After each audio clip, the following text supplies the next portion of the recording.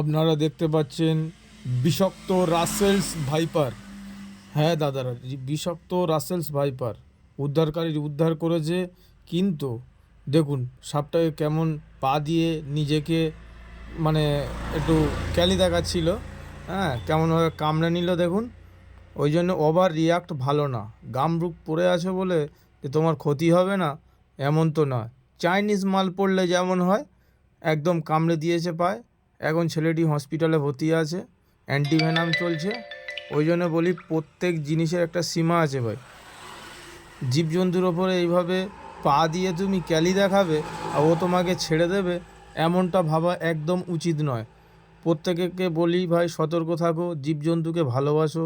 ঠিক আছে, তুমি ধরে ছেলেটির পায়ের অবস্থা দেখতে পাচ্ছেন, একদম বিষয় হয়ে গেছে।